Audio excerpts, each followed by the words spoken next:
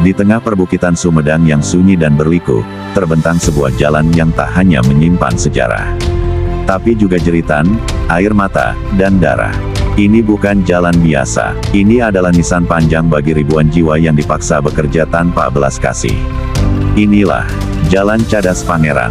Tahun 1808, Herman Willem Daendels, Gubernur Jenderal Hindia Belanda, memerintahkan pembangunan jalan raksasa dari Anyer hingga Panarukan. 1000 kilometer, melintasi hutan, pegunungan, dan lembah, demi satu ambisi, memperkuat kekuasaan Belanda atas tanah Jawa.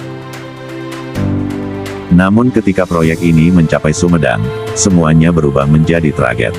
Di kaki perbukitan Sumedang, mereka dihadapkan pada dinding batu cadas yang tak bisa digali dengan mudah.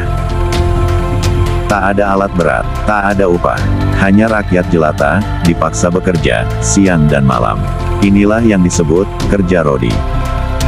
Rakyat dari desa-desa sekitar ditangkap, dikumpulkan, dan digiring seperti binatang. Tua, muda, bahkan remaja. Mereka dipekerjakan memecah batu, menggali tanah, mengangkut bongkahan cadas dengan tangan kosong dan pikulan bambu. Tubuh mereka luka-luka, darah bercampur peluh. Jika terlambat, dicambuk. Jika roboh, dibiarkan mati. Ratusan mayat dikubur tanpa nama, di bawah jalan yang kini kita lalui setiap hari. Di tengah penderitaan itu, muncul seorang bangsawan yang berani berdiri membela rakyatnya. Namanya, Pangeran Kusumadinata ke-9.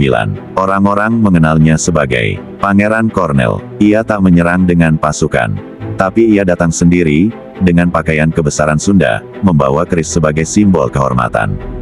Di depan Daendels, ia mengangkat kerisnya, bukan untuk membunuh, tapi sebagai tanda perlawanan terhadap kekejaman.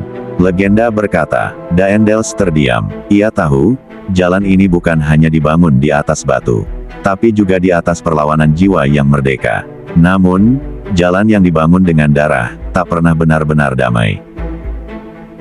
Penduduk sekitar percaya, roh-roh yang mati karena kerja paksa masih bergentayangan.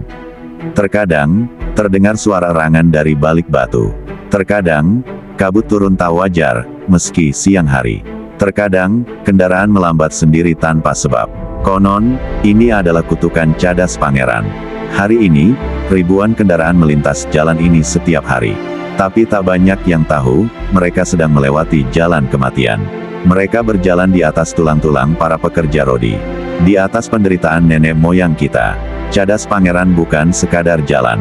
Ia adalah saksi bisu dari keserakahan penjajah dan keberanian seorang pangeran Sunda, yang tak gentar melawan tirani demi rakyatnya. Dan kini, jalan ini menjadi pengingat, bahwa setiap batu yang kita injak, pernah basah oleh darah, yang tak pernah mengering.